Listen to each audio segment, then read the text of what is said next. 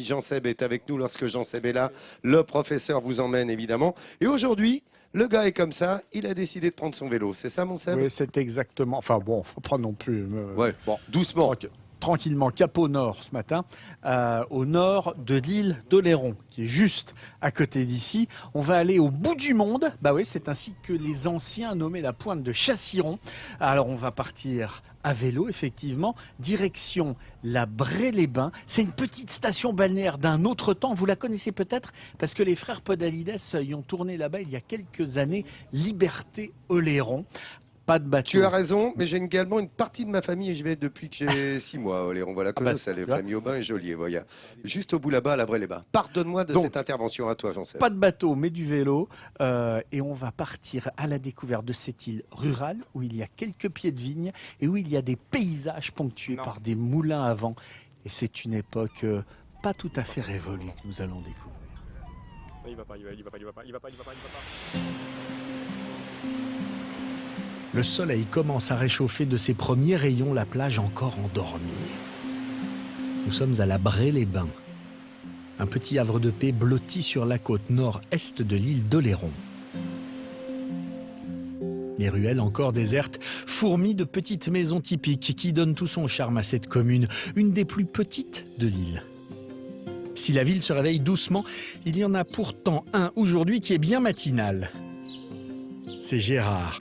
2 fois par mois, Gérard débute sa journée au café situé au cœur du village et il savoure la plénitude de ce moment, rien qu'à lui. Ça, c'est le cœur de la Bray, c'est la place Gaston-Robert. C'est le cœur du village. C'est une place sur laquelle nous nous réunissons. C'est le rendez-vous de toute ma compagnie et de tous mes amis. Son vélo n'est pas loin. Gérard attend en effet 3 amis pour partir en randonnée à bicyclette à la découverte des différents lieux incontournables du nord de l'île. Justement, ses compagnons de route les voici, impatients de partager ensemble cette découverte des richesses d'Oléron. Le vélo, c'est le meilleur moyen de découvrir l'île d'Oléron. On ne se lasse pas de voir ce paysage. Voilà, c'est vrai qu'à chaque fois, la lumière change ici. Le paysage, non, mais la lumière change. Donc c'est une île qui est absolument délicieuse de ce côté-là. On profite des odeurs, parce que ça c'est magnifique. L'île d'Oléron, il ne faut pas l'oublier, ça vient du romain olérum, les parfums. Et pour débuter cette randonnée, le groupe au complet ne bifurque pas vers le bord de mer, mais emprunte les pistes cyclables qui s'enfoncent dans la campagne. C'est cela aussi la richesse d'Oléron, un précieux terroir situé en plein cœur d'une île. À quelques encablures de là, se trouve le moulin de la Bray, symbole de l'activité agricole d'Oléron. Gérard connaît bien ce moulin et pour cause, il appartenait à sa famille avant qu'il ne décide de le vendre à la communauté de communes pour qu'il soit réparé et classé.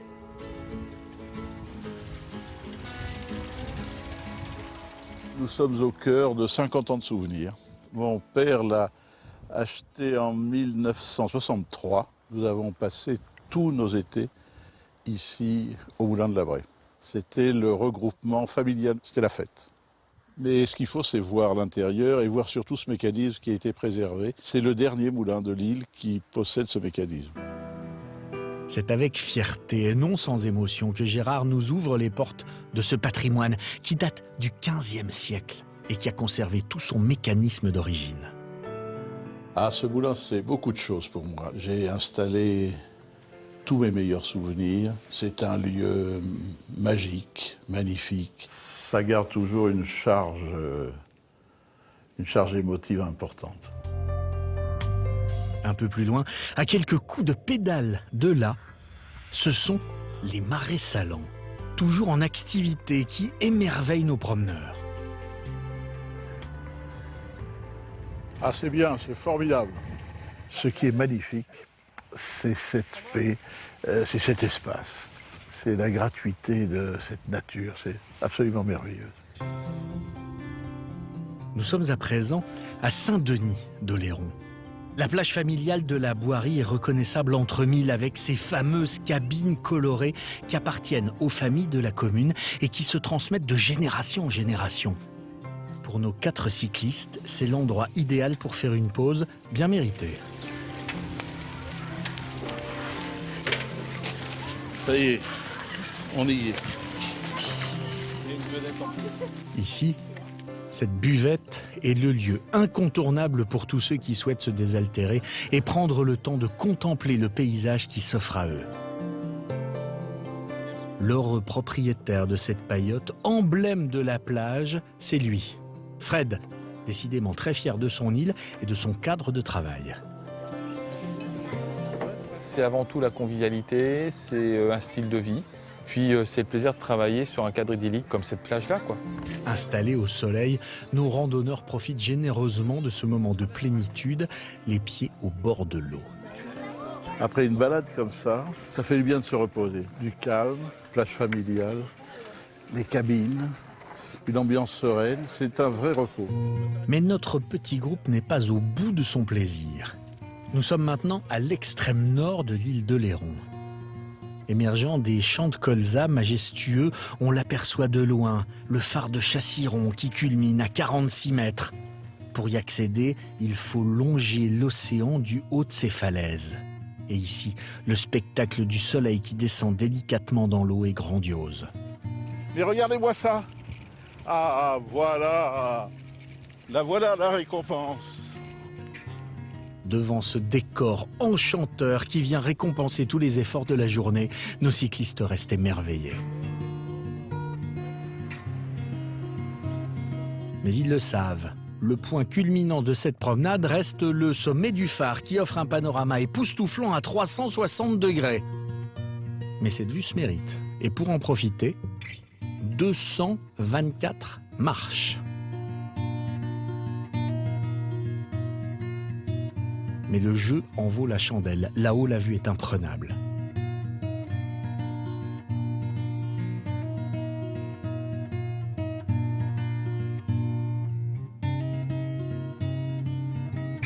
Il y a quelques années, Gérard était déjà monté au sommet du phare pour profiter de ce point de vue extraordinaire de la pointe de l'île d'Oléron.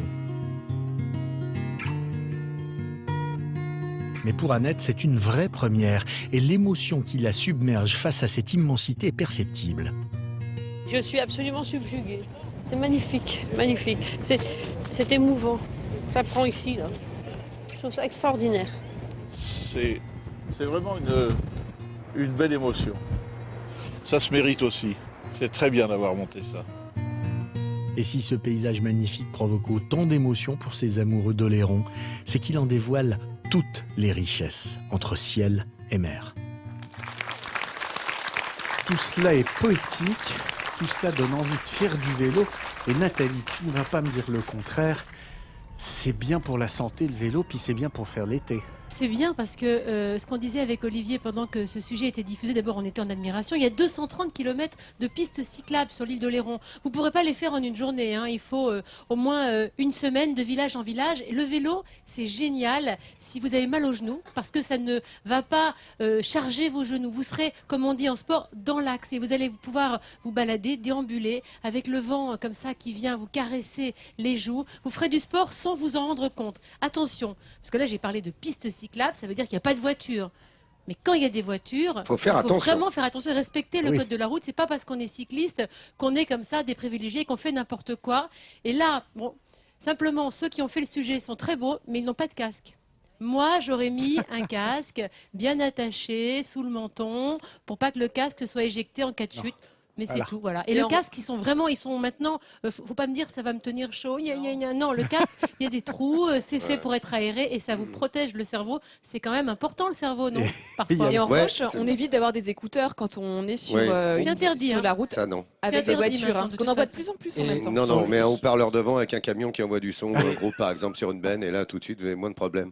Dis-moi, Jean-Seb, suite de la visite avec le phare de Chassiron? Alors, il y a un autre endroit, voilà, où on peut faire du sport, hein, parce qu'il y a quand même 224 marches aller, 224 marches retour, donc 448 marches en haut et en bas. C'est le phare de Chassiron, le phare qui date de 1835, qui a été construit sur une ancienne tour à feu et qui fut édifié sur ordre de Colbert, 46 mètres de haut, cerclé de bandes noires et blanches ultra traditionnelles. Et c'est un des endroits absolument magnifiques de cette pointe de Chassiron qu'on peut aller découvrir. En tout cas, moi, je suis dans un bel endroit. Je suis au bout du chenal. C'est pas à vélo? Non, je suis pas à vélo, je suis à pied, mais je me demande quand même si Éric Tabarly est pas venu par ici pour quand il a créé ses bateaux, parce que c'est quand même les pennes d'huîtres, là, il y en a plein. Ah bah voilà, ah bah oui, voilà. bah bien sûr, bien joué Jean-Seb. Voilà. Bravo professeur. Ouais.